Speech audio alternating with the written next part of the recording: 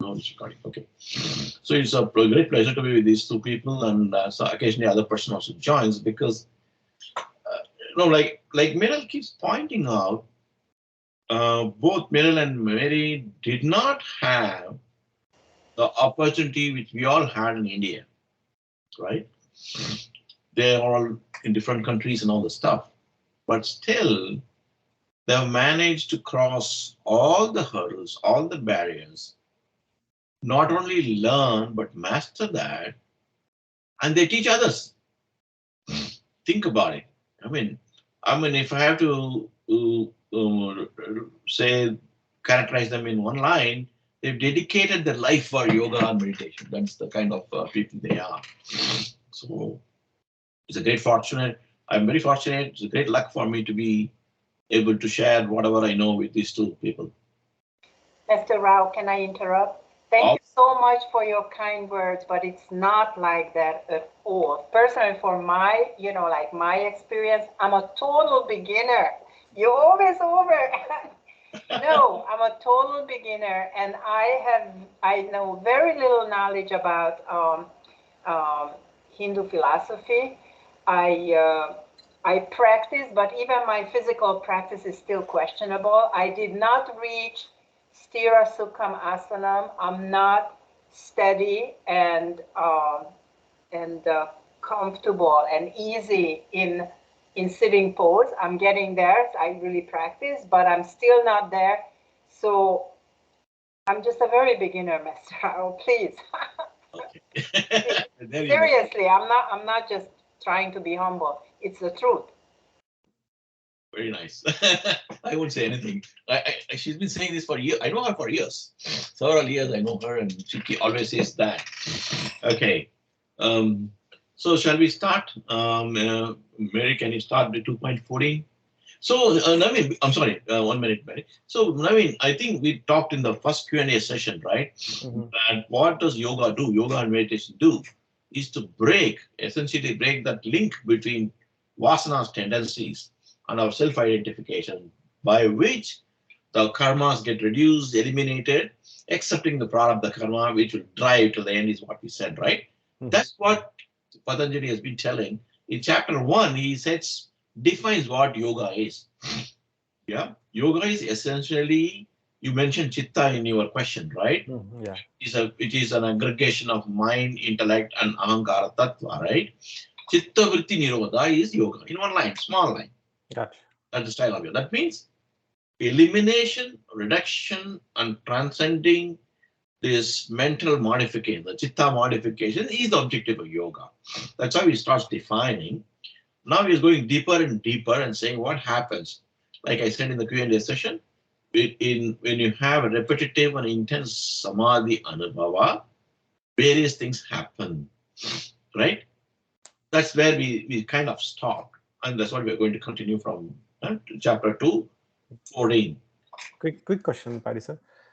Is there any way I can download that? I can parallelly download from online if you can give me the name, the one you are referring, the book. It is Patanjali Yoga Sutra. I mean, okay. Yeah. All right. Oh, yeah. You will be getting so many books. So, but anyway, you have to pick up the simplest one. Yeah, sure. Yeah. Anyone is fine because the original text will not change. Okay, sure. No problem. Some people have tendency to explain a lot more. Some people have tendency to explain less. That's all it is. Okay. All right then, Mary, over to you. Okay. Like I said, I didn't practice any of these, but some I know. Tehlada paritapa falaha punya hitutvat. Exactly. Hyada paritapa falaha punya apunya hetutva is the statement. What does this mean? This experience which you have, yeah, of pleasure and pain, joy and discomfort, etc., they are nothing but falaha means result. Result of what? Punya, apunya, hetudva. In the context of good and bad action. The good definition of good and bad actions only you enjoy pleasure or pain. Yeah. Because what is he set out is, Patanjali set out is, what physical, emotional, and psychological actions can we take which will break this cycle of birth, essentially driven by our getting deeply involved. Not activity, activity we have to, but we get involved in the results of those activities. Either we like something or we are averse to something. This swing between liking and aversion, etc., is the one which binds you. Because instead of identifying yourself as reflection or articulation of consciousness, true consciousness yourself, you are making yourself as the aggregate, that is consciousness, mind, intellect, emotions, senses, and much worse, objects. You start identifying yourself with the objects at the lowest level. That's why all this pleasure and pain happen. Any questions? So it means, Master Rao, that as this wonderful and sacred book of Yoga Sutra teaches us at the beginning, that we should start to watch our behavior, and then try to do positive and good things even before we start to do yoga. Because in my mind, so if we make peace and we we try to relate and do our best in every moment, then the mind gets relaxed and we start to get rid of inner conflicts, right? And so we free ourselves, because if I'm aware of that, and then many years ago, I always used to worry. I worked for myself, and I always used to worry about how can I create an income and things like that. And I recognized that I let go of my fears. I just do my best in every moment where I go to work. And if I do my best in every second and it still doesn't work for me, that means I need to get away from this. This is not for me, so I have to do something else. And I mean, on a personal level, this is how I freed my mind from many things and also relate to people. And I still have sometimes some anger issues. I still have that. I recognize it on myself, but I now, as the anger comes up, I can watch myself and I say to myself, like, okay, Muriel, watch yourself, how you react. So I can modify. I just got this. I still have a lot of garbage inside of me, but less than before, because I try to behave. So probably that's what it's saying, right, Mr. Rao? Yes.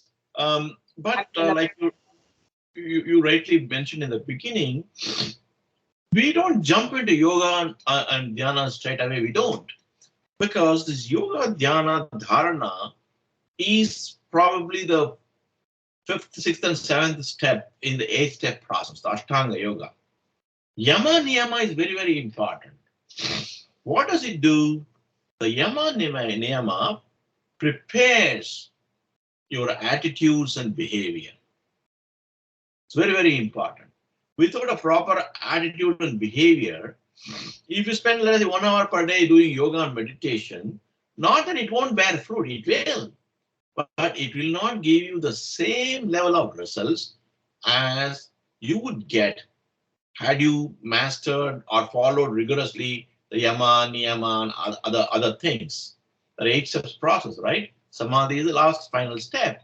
Therefore, you're absolutely right in pointing out that you need to prepare yourself before you.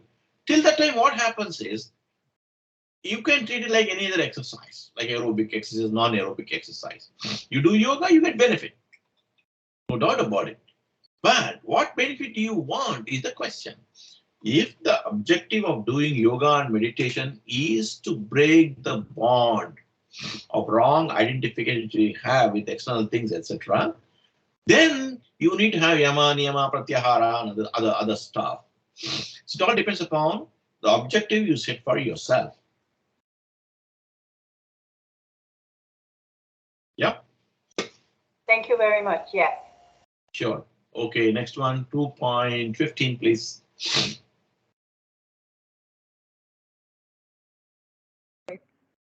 Sati? Oh, no, that's the wrong one. Sorry. Parinama. Parinama tapa samskara dhukaihi guna vritti virodhatcha dukkam eva sarvam vekinaha. Exactly. Now we talked about in 2.14, we talked about pleasure and pain, aversion, liking, etc., etc. Then the question arises, is it okay to pursue pleasure, like positive things? Is it okay to do that?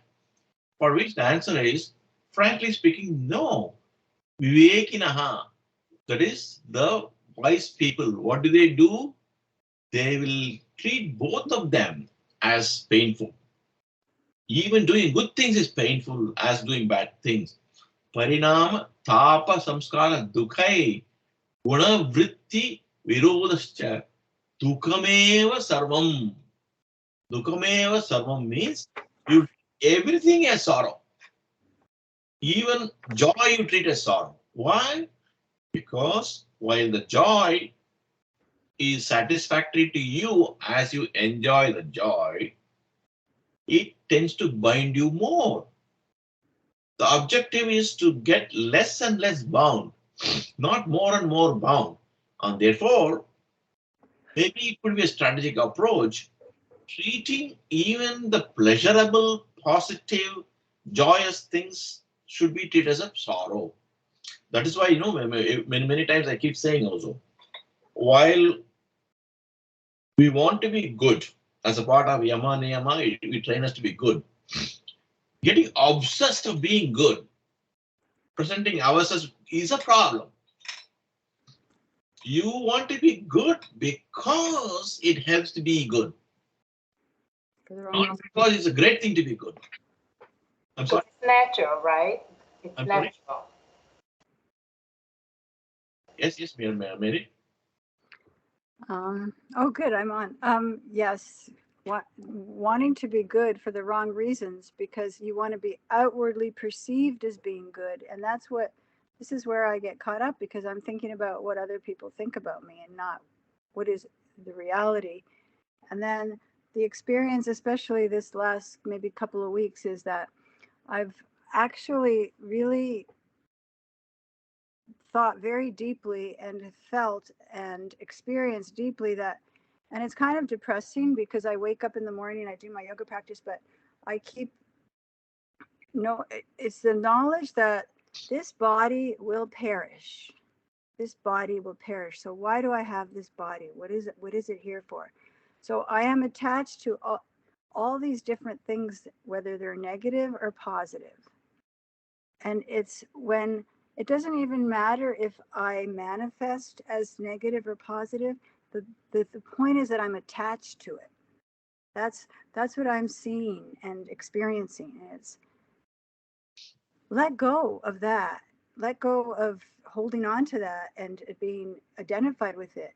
There's something greater and bigger and deeper that I want to be in touch with. Very correct. Very correct. At the same time, we want to respect this body because through the body only can you get into a stage of transcending the body. That's what you got. Therefore, unless you treat your body with all respect, therefore that is why, in fact, again, if you look at it, not identifying with the body is a good thing. But for what? To be very boastful, to be proud about it means there's a problem there. Because you have to respect your body. You must nurture your body. You must take care of your body. Therefore, that is the fine line we have to walk. The good and in as much as good and bad are characterizations, and in as much as good and bad are influence a lot by our own likes, dislikes, biases, and whatnot, we have to be as much careful about what we think as good as we are about what we think as bad. I mean, bottom line is, do not get attached. That's what bottom line is all about. Certain things are pleasant, certain things will be unpleasant. That's how it's going to be. And so sometimes we can learn the most things about so-called bad things. And I feel we should just wear like gray color, which is not white, Yeah. black. So because after the daylight, evening and night is coming, and after night, again, daylight is coming. So Yep. yes, so after too many good things, bad things will follow. But are they really bad things? I don't think that they are really bad things. They are just an experience. And I feel that when I had the most challenging times in my life, I had to have the most strength to get through, and actually became very positive because I learned a lot from it and became a stronger person. I think it's a very deep statement you made here. That is why many religions would talk, I'm sure would say this. Definitely they say in Hinduism that when you get into serious trouble in life, two things you should think of. One is God is testing you. You have all the principles, you talk a lot about good qualities. Are you going to sustain that, maintain that, live as per that even in these difficult times? That is the one question. The another thing is, it is the process through which the Ishvara Tattva is preparing you for your next game. Because theoretically, one can say that whatever happens, I'll maintain peace of mind. But it has to be tested. What happens when there is a problem in the family and people no longer like you, lose a person, lose money? There are difficult times come to all of us. You lose a lot of money. Suddenly you are under so much pressure. In this world, without money, it's very difficult to live. So in that situation, what are you going to do? How are you going to compromise on the values because you need money? Or are you going to take the suffering, but you still take your principles? So these are all the ways. There's no hard and fast rule. We all go through ups and downs. Somewhere we fail, sometimes we succeed, but we have to be patient. This is the process through which you get tested. Like, for example, that is where the various Purana stories in India are very helpful. There is a story about Raja Harishchandra, a king who took a principle, vow, that come what may, I will speak only the truth. So he was tested so much. He lost his kingdom. He had to become an undertaker in a crematorium. He lost his family. He has to sell his family to, he kept on one after another, but he said, I will speak only the truth. And finally, a situation arose in which his own son, who's already sold off, was bitten by a snake, and his wife brought him to bury. And this fellow says, you have to give me money because my boss charges so many rupees to bury. She says, I don't have money. He says, I cannot do anything about it. He says, oh, you are my husband. I was your husband. I am now a slave for this guy. Therefore, there's a big drama they create. Then finally, then obviously, good ending. God comes and saves everybody and says he gives back the kingdom and all the stuff to establish the principle that. But there are two things we learn from that. One is, from Harichandra's point of view, come what may, I will stick to my principle. From others' point of view, you suffer because somebody is following a principle. So it triggers a very fine question. Is it right? when others are dependent on you, for example, his own family was dependent on him. More importantly, his subject, he was a king. His subjects were dependent on him. For the sake of his principle, he lost everything, and the people suffered because he was a very good king. And his family obviously terribly suffered. Is it right to put others into difficulty because you want to live in a principled life? These are all what is called um, um, um, conflicts in Dharma principle. And two righteous points, but oppose each other. Which way to go? There's no definitive answer, but the answer is it prepares you. You will decide. Others cannot decide for you. So that's a very interesting, I think, point. This sutra says in 2.15 that you should. Oh, somebody's raised the hand. Who is that? It's me.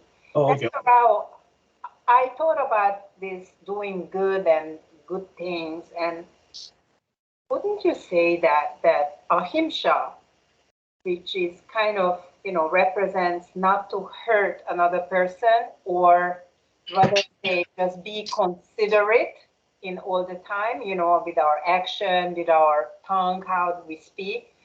I don't know. I of course, we can be helpful, but can we really do good things for yeah, maybe we can be helpful, but I think that the most thing what we should be is not to cause any pain for the other person. And sometimes when it comes to saying the true thing, if I say absolutely blindly the truth to another person, I might really hurt the other person. Absolutely. So yeah. So that's what I thought. Absolutely. In fact, this point has been debated quite a bit among the various scholars in India. Satya and Ahimsa, when they clash, what do you do? The rule given is, decision given is, Ahimsa is superior to everything else. For the sake of Ahimsa, even if you're untruthful, it is okay. That is the judgment given. Therefore, you're absolutely right.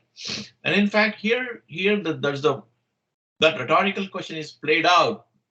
His principle, right, of being Satya, Harishchandra's principle, created so much himsa problem for everybody else. So that is the question asked. To what extent do you want to follow one principle when there is a conflict between two or three principles? So in such cases, they say, whichever has maximum ahimsa, follow that. Then you're good. That's the verdict given. Okay, 2.16, please.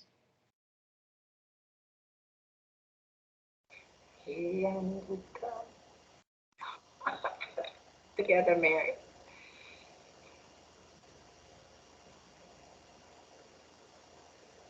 Heyam dukkam anatatanam.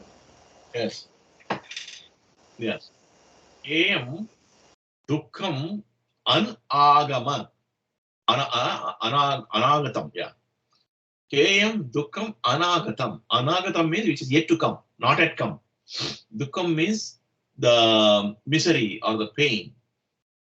If you are able to, that is as per 2.15, if you are able to take vivekinaha dukhameva sarvam, that means it is good and bad as painful. If you are able to do that kind of a treatment, what happens is anagatam, and the pain which is yet to come can be prevented. That is how, yes, please. Master Rao, I said this before. This verse, to me, was really enlightening in some ways, because I think that this verse says in such a deep level, first of all, physical level. I used to practice or try to practice poses. This is like a very basic, right? I was not ready for it. So I hurt my body. My nivana, you know that. My nivana, I couldn't walk. But it's not just a physical level. It's any kind of situation in life. Thought process, friendships, relationships, which are really cause me suffering and misery. why should I stay with that? If I want my, my health, my physical health, and my emotional and my mind health, I need to walk away from that. I think this is, to me, this is one of the very, very important words, because and of course there are higher and much deeper meaning to this probably in yoga philosophy, which I am not totally there, and probably those, but just on a very practical level, not physical pain to cause for myself, by others. Just walk away from those situations, because because why should I look for suffering, or why should I allow that in my life? So if I have that, that means I don't respect myself. If I don't respect myself, how can I sit down and do meditation? What do you think, Mr. Rao? That is correct. But the trick is, the intent is the issue here. You want to avoid suffering. Why? What is the intention of avoiding the suffering? That is important. If your intention is that suffering is not enjoyable, therefore I want to avoid it, then we have a big problem there. Right? But the Rao, it says heyam, which means must be avoided. The sutra teaches me that. But the intention will come in 2.17. You will get an idea of the intention in 2.17. Oh, okay. Yeah, that's why the question comes. You want to avoid for what? See, everything must be done for good purposes, good intentions. If the intention is bad, the activity would be the same. Like they say, the oft quoted example is when the two people use the dagger or the knives. The murderer uses a knife, the doctor uses a knife. Both of them cut open things. But the intention of the doctor is to save, where the intention of the murderer is different. Likewise, they say, right? Army people also murder in war. But they don't, theoretically no sin attaches to them, because their intention is not to murder, but to defend. Likewise, judging a karma is always dependent upon the intention. Here, heyam dukkam anagatam. Therefore, all the future sufferings can be avoided. It will be avoided. But the question is, why do you want to stay away from this dukkham? What is the intent? I think if you go to 2.17, the answer comes. Mary, did you want to say anything?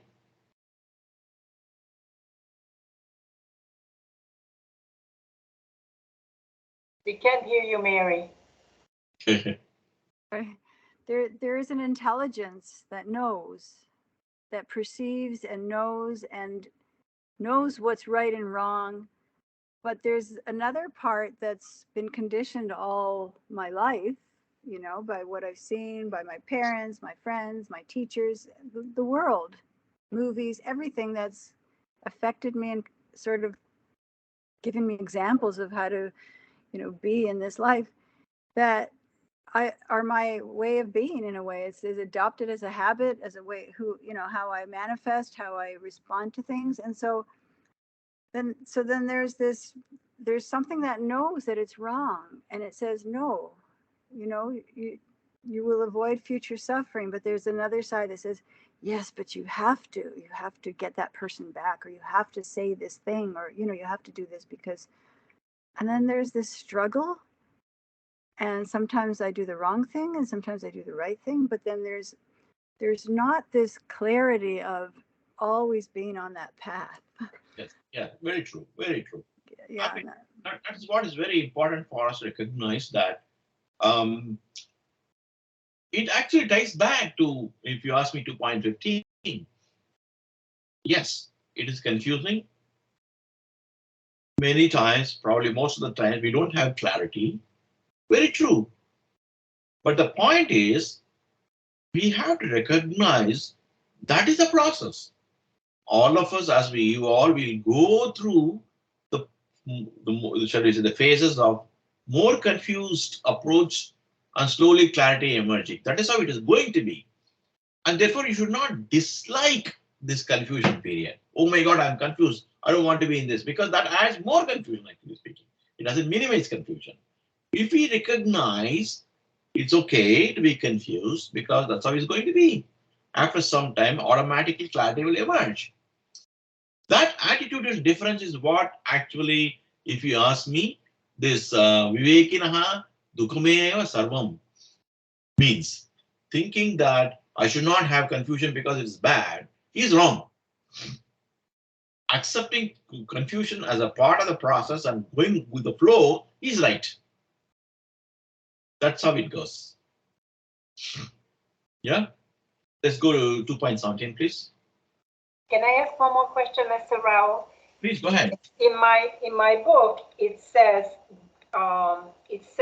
next to dukkha, many different meanings, and it says also birds, like born birds. Why did I put this here? The next birth should be avoided to born again. Is that relating to that? That, like very high level for yogis, you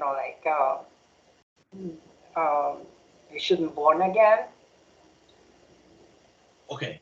We don't want to be born again, which is true. That's the whole objective of this exercise, because anybody who is born will go through their own share of happiness and misery.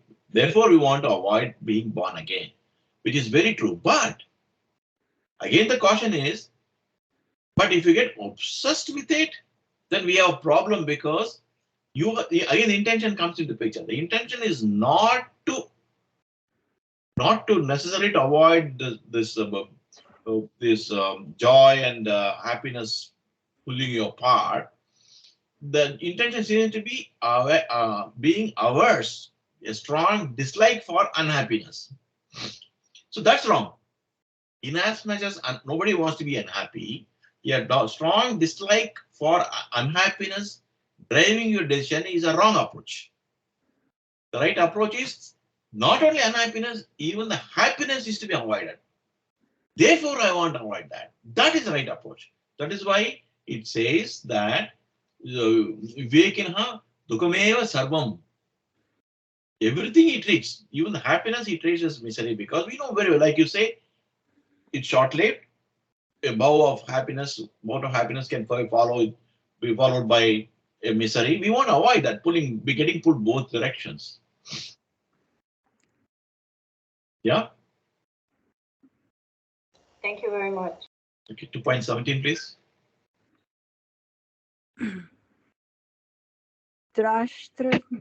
Drashyayoho samyogo heya hetuhu.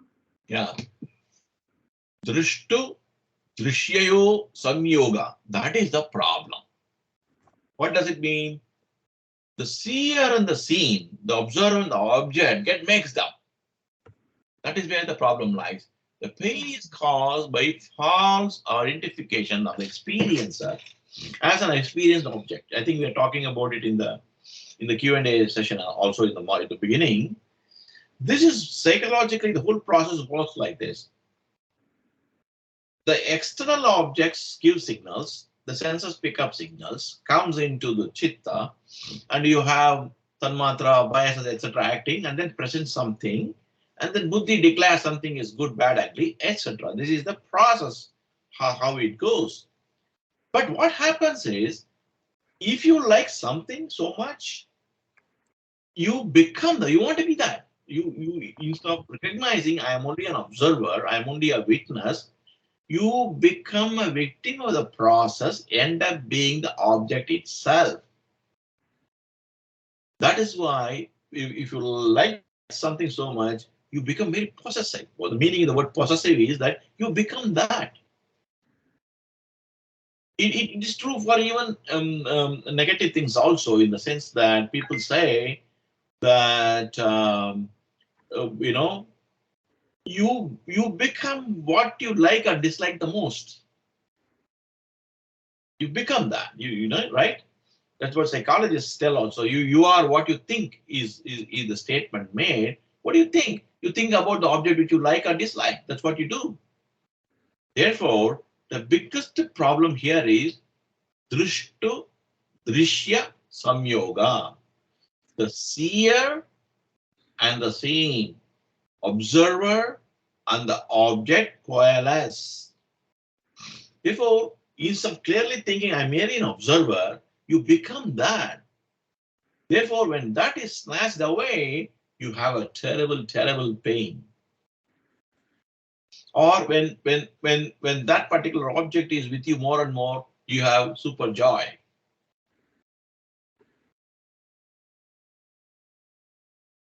This false identification or reassuring ourselves that we are merely an observer.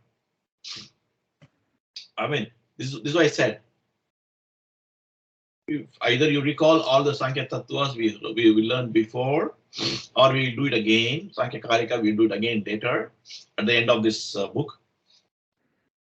It goes together. The Sankhya model of human psyche as a Purusha, Prakriti, Mahat Tattva, Buddhi, Ahankara, Manas, then all the Indriyas, yeah, and Tanmatras. This model is so very important. In all kinds of philosophies from India, multiple types of models are in philosophy. This is always a core, because this is what explains how do you, as an individual, relate to other things, how do you form impressions, how do you suffer pleasure or pain, and what is the consequence of this pleasure and pain cycle, and how do you therefore break it, right? This is the root cause of the problem. Drishtu drishya samyoga is the root cause of the problem. Therefore, what yoga does, what meditation, dhyana does, the entire elements of yama, niyama, other steps of Ashtanga, what it does is help you to break this wrong association, wrong linkage between drishtu and drishta, drishtu and drishya. Yes, please. Mr. Rao, can I ask you something? So let's say what you said, being obsessed with something, right? So as long as I would know, I sit there and in my mind, I know I'm obsessed with something and I'm aware of it that I'm obsessed, but I don't push it down. I just let myself to be obsessed. I heard that one day that in meditation, if someone wants to push something down or get rid of it, that actually does the opposite. Then the person even becomes more obsessed and because we want to get rid of it.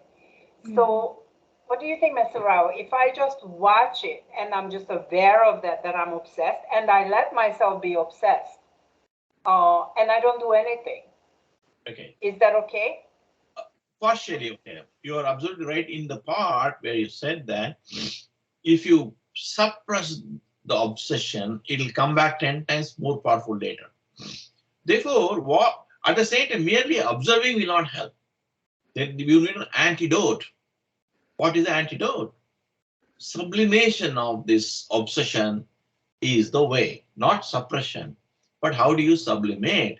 That is where this sutra begins. This is only a beginning statement. I'm very sure plenty of other statements will follow.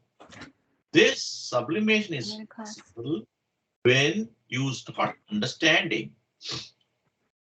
not theoretically, but experientially understanding that we are just observer and not the observed.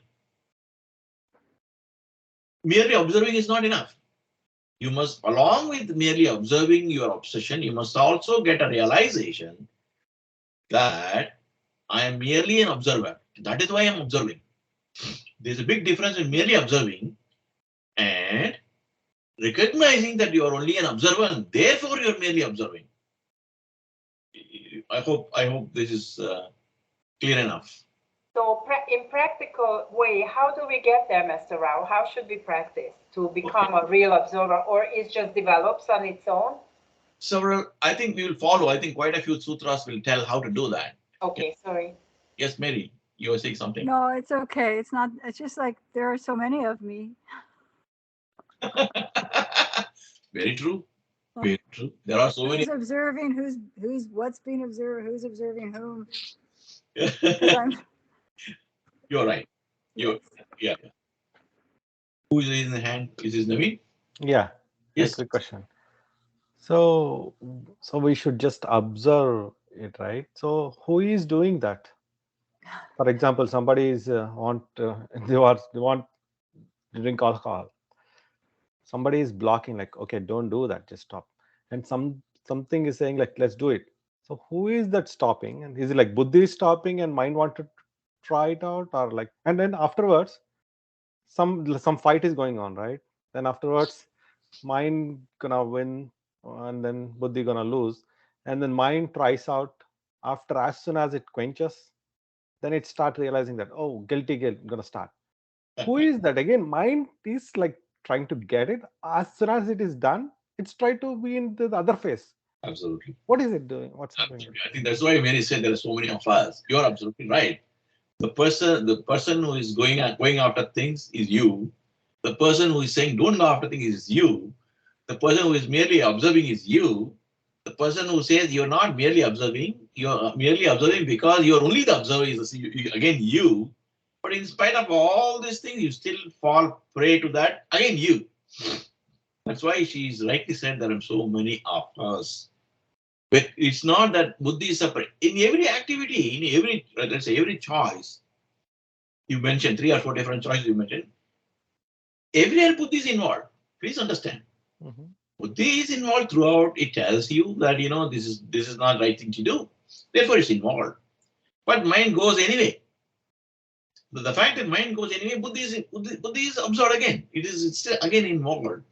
And then, after some time, like you say, I told you so, moment comes and Buddhi says, I told you not to do that, you've done it. You see the problem. Again you.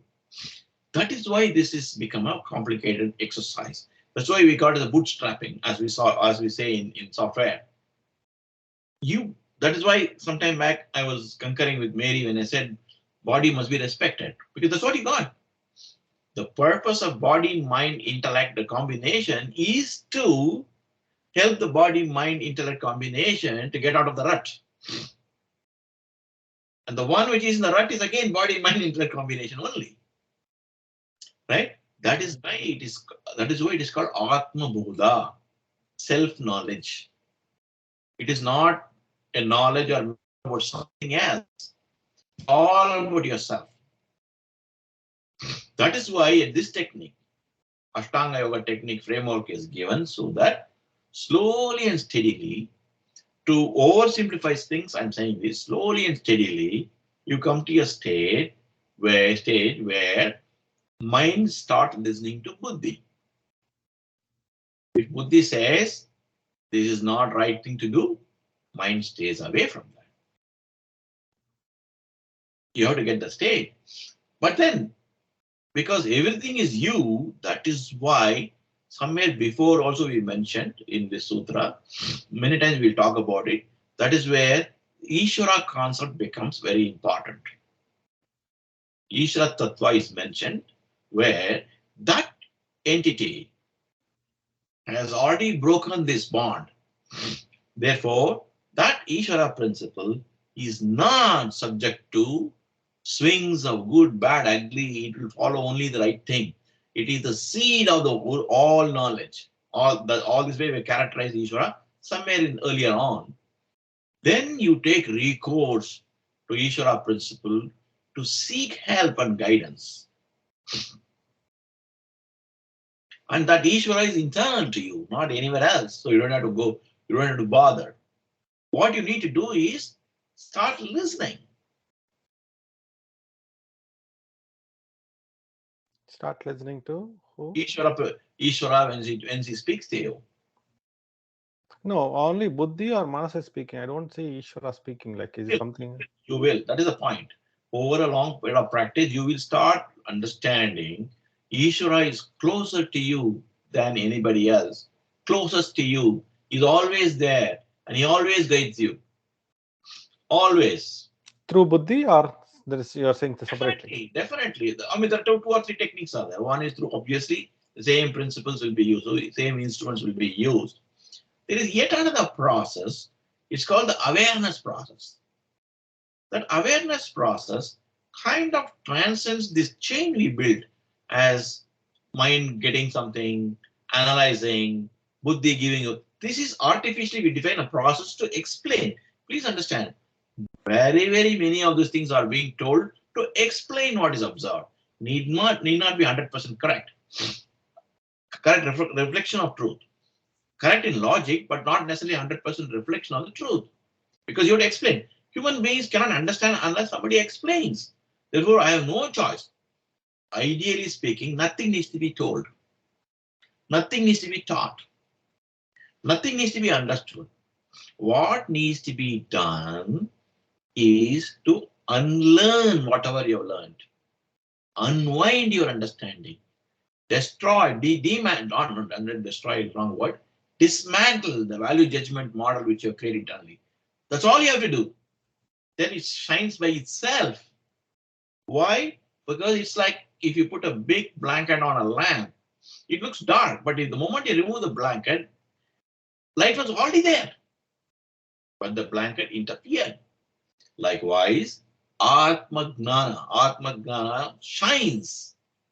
When Atma Bodha, the self-knowledge happens, all these coverings, right, is removed. That is why it's always told beyond a level, Guru cannot help. You have to walk. If I remember correctly, I think Mundaka Upanishad or Mandakya Upanishad says that you have to walk a lonely path on your way, which is like a razor's edge. It is so fine. You have to walk the path alone.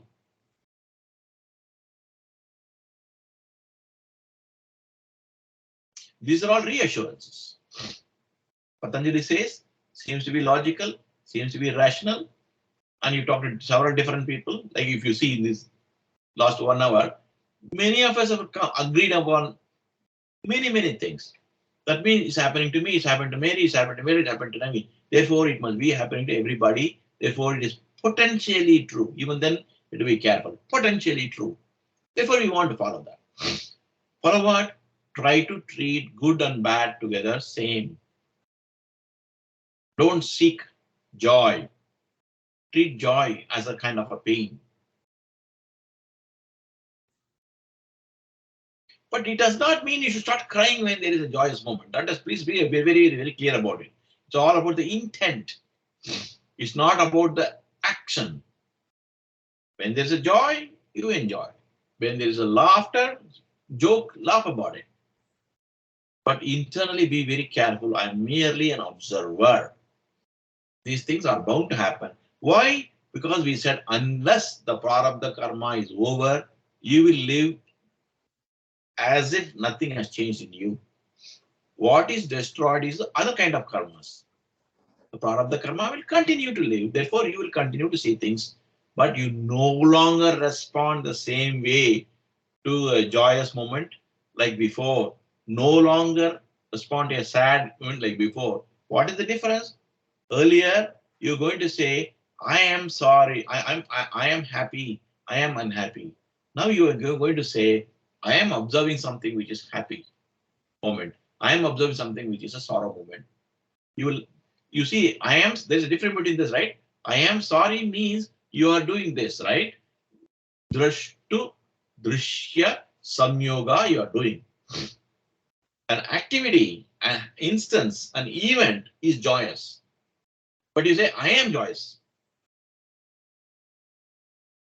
Likewise, an activity, an event is sorrow prone. You say, I am sorrowful. You are not. You are neither sorrowful nor joyous. If That is the difference. just a quick question. If you are just an observer, You cannot do daily activities. No, you can. Well, you can do better. I'll tell you how. Okay. If you're involved, for example, you got a project which is going out of control. Software project has gone out of control.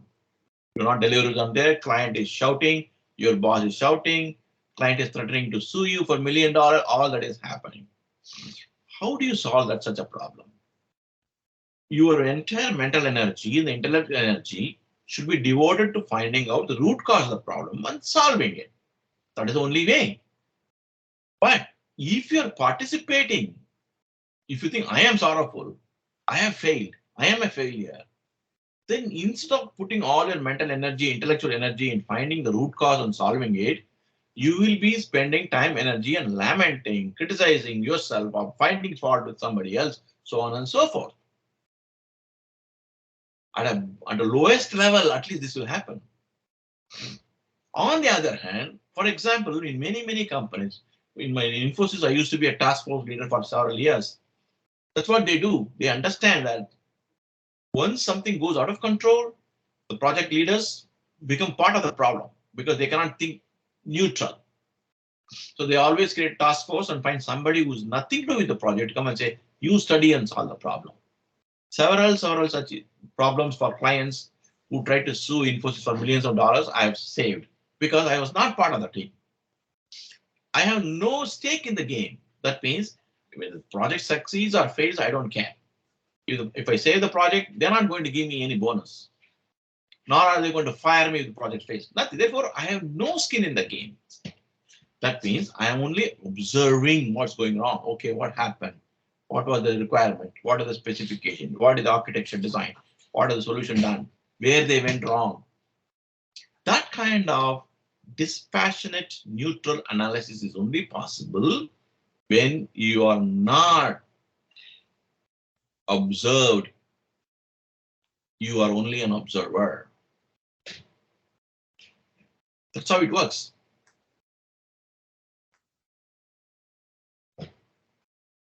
Please understand, being an observer does not mean I don't care attitude. That is not what is recommended here. So don't worry about the results. Just do your work. That is very strategic advice, because the moment you're concerned about results, again, in psychology, it affects you, it affects your thinking, steals time. Because every minute you're thinking, oh, will I get that result? Will I get that result? Saying, what should I do next? But that is what I mean.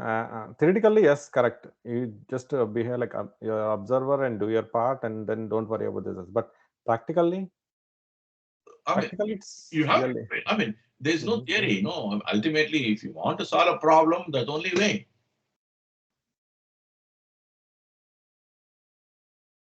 There's no other way. Well, see, the point is, it is wrongly understood because the problem is with words. You're only an observer, don't get involved with, oh, that means you're going to be uninvolved, you don't care. That's not what is told.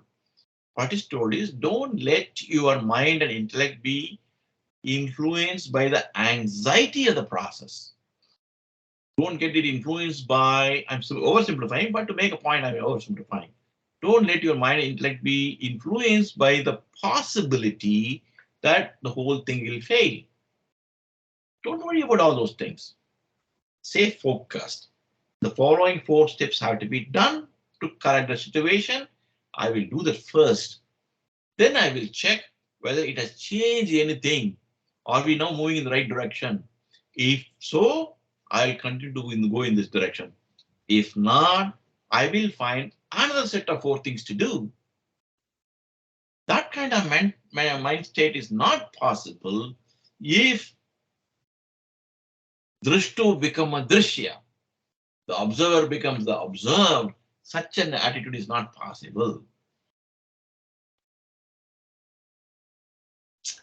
Yes, Mirel. So what you're saying, Mr. Rao, we should not follow emotions? No. Emotions are part of your structure. Observe your emotions. Don't become your emotions. Yes.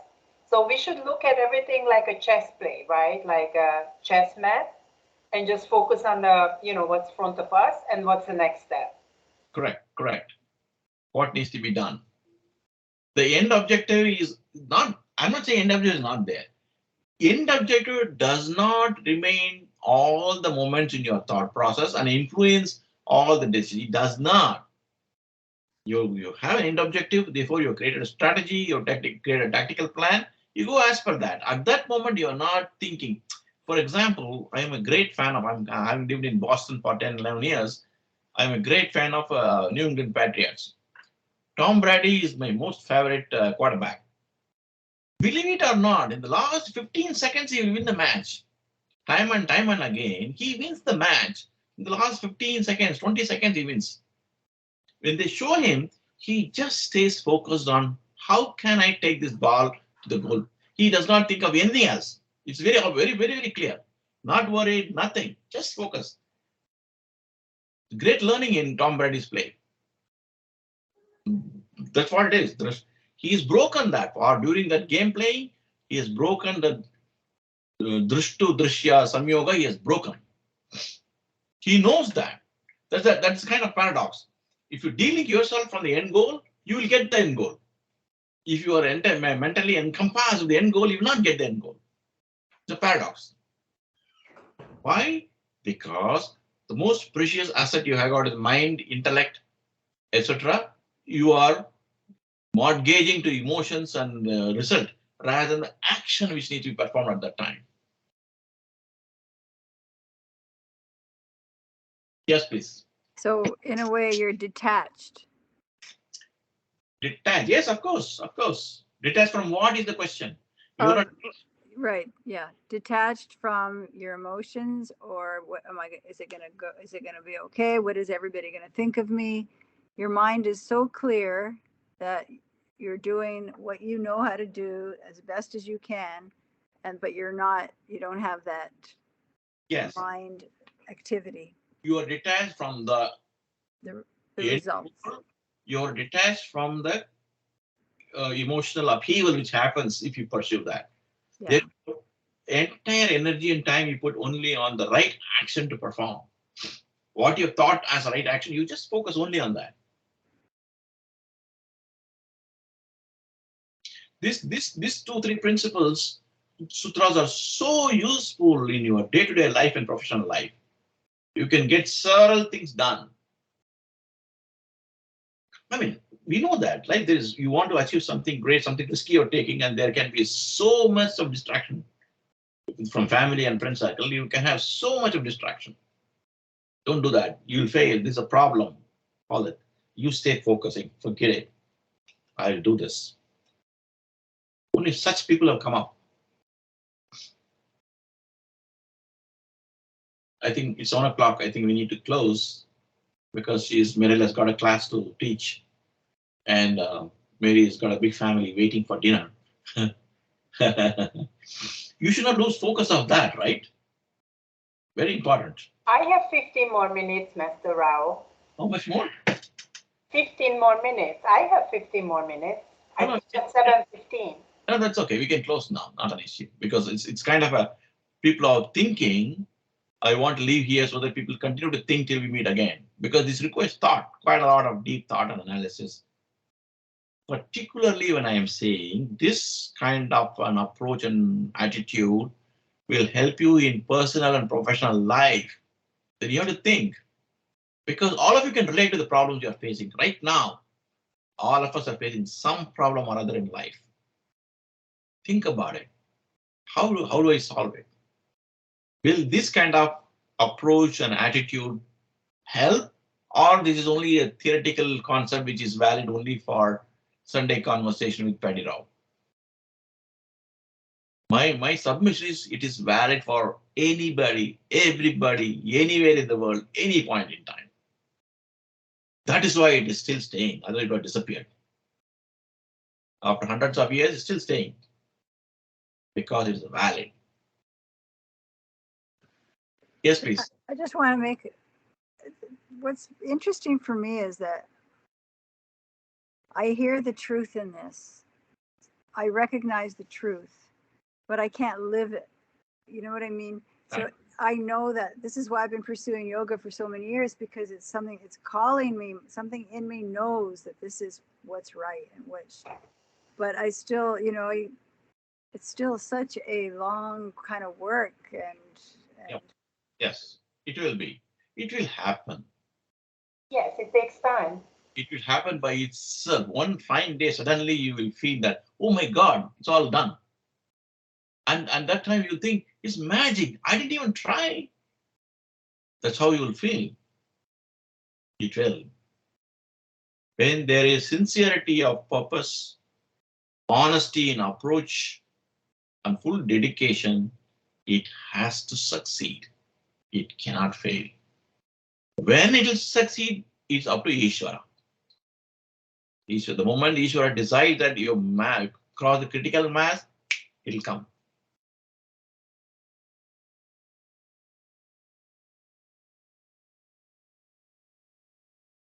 All right. On this positive note, let's conclude. Thank you very much for all your patience. Thanks a lot. thank you. Thank you. Thank you. Namaste. Okay.